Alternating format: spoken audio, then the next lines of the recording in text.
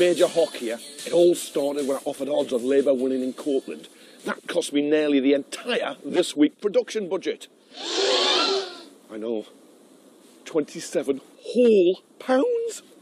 So I thought I'd make it back up on the Oscars. La La Land was a surefire winner. What a la loss! Now I'm in serious trouble, and unless I get the money back, this week's production values will be rubbish. Yes, even more rubbish. The political week started with a row over changes to the benefit system. The Prime Minister's policy advisor, George Freeman, defended withholding assistance from people with mental health issues, arguing they didn't really need help. Benefits are being given to people who take pills at home, who suffer from anxiety. Yeah, but these tweaks, we want to make sure we get the money to the really disabled people who need it. Every gambler knows the secret to surviving. Things are going from bad to worse with Labour, and with odds this long, perhaps it's worth a punt on Corbyn. Make me money back. 'Cause every hand's a winner, and every hand's a loser. And then again, with Labour imploding, who could hold the government to account? UKIP? And they're off. And in the UKIP derby coming up on the inside, it's Aaron Banks Moneybags. Aaron Banks Moneybags is gaining on Quisling Carswell. Aaron Banks Moneybags is there, but out of retirement, we've not heard the last of Nigel Farage, spurred on by that knighthood. Oh, Quisling Carswell has bitten Nigel Farage, and Nigel Farage has kicked him. And crossing the line, the entire UKIP derby is riderless. It's complete chaos again. Jockeying for position among UKIP's senior figures has left the party in disarray, with donor Aaron Banks this week threatening to stand against its only MP, Douglas Carswell. And there were claims Carswell tried to block a knighthood for Mr Nigel Farage. And unlike Sir Philip Green, Nigel can't afford £363 million to get one. Yet. So, Mr Farage pretty much thinks Carswell should be taken out and shot. He tried to undermine everything we've stood for a very long time in terms of policy, in terms of campaigns. Do you think you deserve a knighthood or a... Oh, but that's of no interest. No, I've moved offices. Yeah, bigger premises. I'm there now, actually.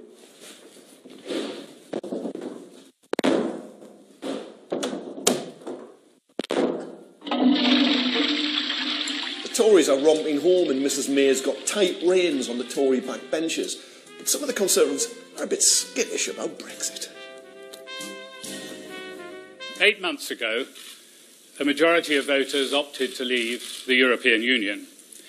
I believed then, as I do now, that was an historic mistake. A hard Brexit, which is where we appear to be heading, is high risk. High risks? Mistakes? I know all about that, though the Foreign Secretary was having none of it. Sometimes I get a bit impatient when I hear people droning and moaning about the state of the world, and I hear them warn that the sky is about to fall on our heads, or not inconsiderably likely to fall on our heads, and I feel like saying, come off it, sunshine.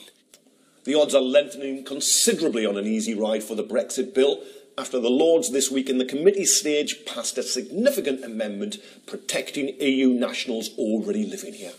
Ping pong, anyone? These people need to know now, not in 2 years' time or even 12 months' time. They simply can't put their lives on hold. Just as Brexit means Brexit, legally resident means legally resident. And were I in that position, I would be much more concerned to have a statutory right than a political assurance. Yeah. Morning. I'm hit a bit of bad luck. I borrowed a £5 off Michael, and when he wanted it back after 10 seconds, he set the bailiffs on me. Look at me now. I just need one high-stakes win to turn it round.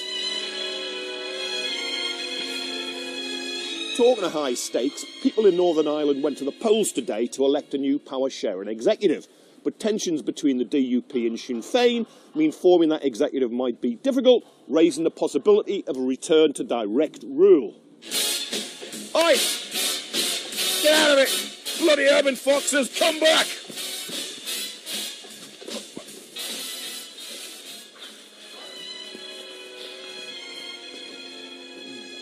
I'm really on my uppers here. I feel like Jeremy Corbyn. The Labour leader went on benefit cuts at PMQs, but couldn't land... This deep decision, this nasty decision, accept the court's judgment and support those going through a very difficult time in their lives. That is how we will all be judged. After the result in Copeland last week, the Honourable Member for Lancaster and Fleetwood summed up the by-election result by saying it was an incredible result for the Labour Party. You know, I think that word actually describes the right honourable gentleman's leadership. Incredible. Hang on a minute. This is the EU's headquarters in London. They've got loads of money and experience dealing with the displaced. Merci. Ik ben un desperado from this week. Mayday, s'il vous plaît. Oi! Get off our historic HQ! Ah, bugger. They've sold it to the Tories already. OK, no more gambling for me. I'm off to busk outside of Annabelle's. Luck be a lady. Luck be a lady.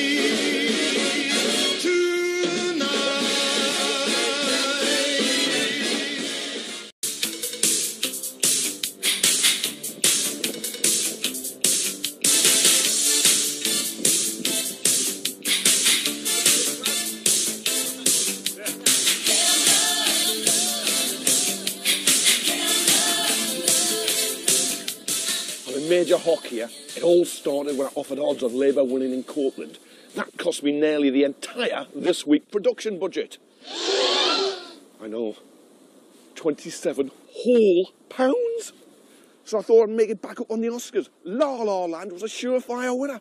What a la la loss.